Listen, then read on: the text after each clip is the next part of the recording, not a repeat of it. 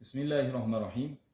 Alloh taologa hamd sanolar bo'lsin. Payg'ambarimiz sollallohu alayhi vasallamga salovat va salomlarimiz bo'lsin.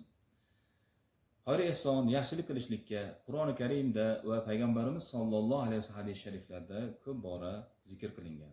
Buni fazilatlarini ham bilamiz va ko'plab targ'ib qilingan hikoyalarni ham bilamiz. Shu hikoyalardan biri shuki, qadimda bo'lib o'tgan ibratli voqealardan biri tog' toshlarda, dashtlarda hayot kechiradigan bir obid inson, ibodatli inson bir kun deydi, bir soilga yo'liqdi deydi. Ya'ni soil, muhtoj odamga yo'liqib qoldi. Bu obid odam, ibodatli odam faqatgina bir donagina non bilan kunlik hayotini o'tkazardi. Ya'ni buni rizqi bir kunlik non edi. Nonni yarmini bo'ldida, yarmini soilga berib bir narsa xayoliga kelib aytdiki, sen dedi, mana bu yarimta non bilan qorning ham to'ymaydi. Mendan esa bu yarim bilan ochlik ham ketmaydi. Ma butun qilib ol deb nonni to'liq ehson qildilar. Tush ko'rdilar kechasi. Tushida Alloh taolo so'ra dedi. Shunda mag'firatni deb aytdi u ibodatli zot. Shunda sen mag'firat qilingansan degan nido eshitildi.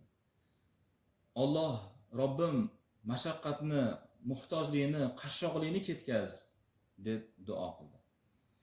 Tog' yon atrofida ko'plab qishloqlar bor edi. U qishloqlar qahatchilik etgan edi. Butun qishloq ahli qiynaladi.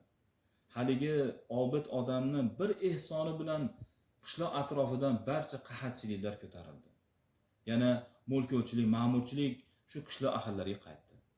Bejiz payg'ambarimiz sollallohu alayhi vasallam sadaqa balolarni daf qiladi, umrni ziyoda qiladi deb aytmaganlar. Haqiqatan ham xayr ehson, sadaqat bu bizni va farzandlarimizni saodatiga, yurtimizni ham hatto saodatiga sabab bo'ladi. Zotan ijtimoiy hayotda ham bir-birimiz mehribon bo'lsak, qo'ni-qo'shni mahallaga, yaqinlarimizga yordam qo'limizni cho'zsak yoki har jihatdan qo'llab-quvvatlasak, albatta har jihatdan yuksalib borishimizga, yurtimiz yanada ravnaq topishiga sabab bo'ladi.